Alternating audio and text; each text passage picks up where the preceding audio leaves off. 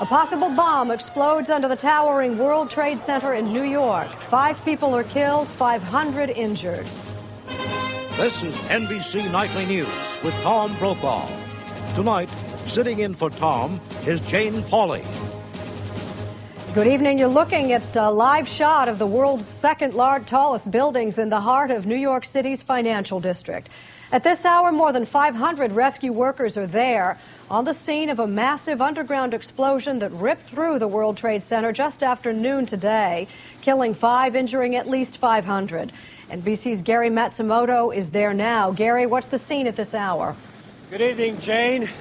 Rescue helicopters are still swarming the scene. One has landed just to my left. Firefighting companies from all over Manhattan are still arriving. There are rescue workers still searching the building for the missing. There are reports that there are people still trapped inside in elevators.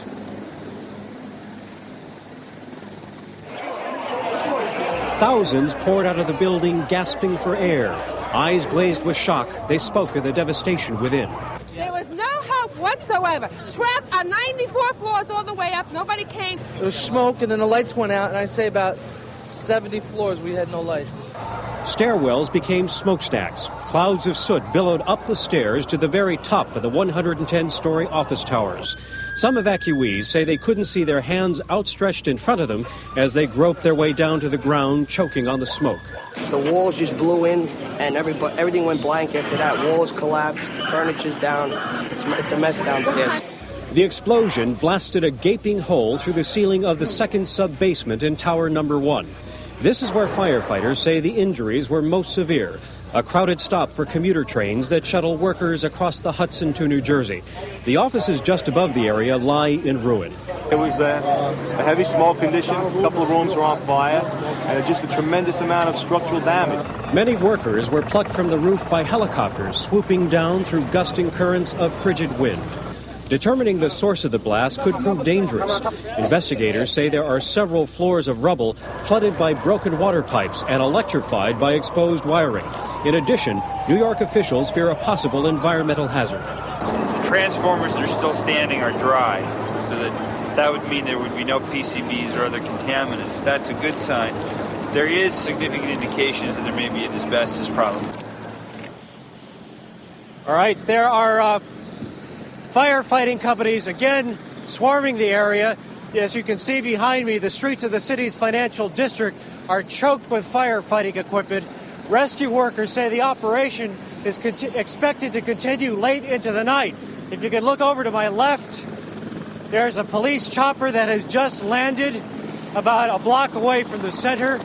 There were choppers evacuating people from the roof of the building 110 stories above the city today. Jane? Thank you, Gary. Now let's bring in NBC's Mike Jensen, who has been at the scene of the explosion throughout the afternoon. Mike? Jane, I've been here talking to survivors, people who thought they might be trapped inside the building, and the stories they tell are chilling. New Yorkers like to think they've seen everything, but this was beyond their imagination. And then somebody screamed, "Get out!" Everyone grabbed their coats and ran. From his Midtown studio, anchorman Chuck Scarborough talked to people trapped in the giant building, tried to calm them. Will someone come and get us, please? We're going to try to help you out, Deborah. But downtown, it was chaos. And we just heard boom, and the whole building shook. A pregnant woman was rescued by helicopter. What was the worst moment for you? The worst moment for me was around the 40th floor because my knees just became like jelly.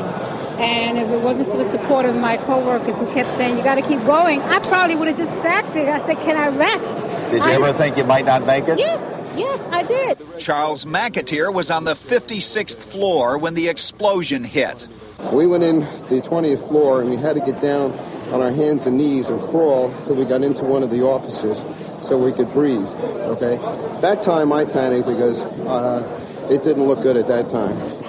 Outside, rescue workers helped those who had collapsed or were having trouble breathing. Annette Zitron said it was a terrifying experience. We thought it was an earthquake. That's what we thought, because the building shook and glass started flying, and I just said to my husband, run, get out of here. And I knew when we came in where the door was, so we just ran outside, and then I couldn't find my husband, and I thought something happened to him. And then luckily we were reunited. Carmen Lirio thought she'd never make it out of the building. I thought I was going to die of the smoke. If I would have been there 2 more minutes with that smoke, I think I would have passed out. It was horrifying. I've never seen anything like it.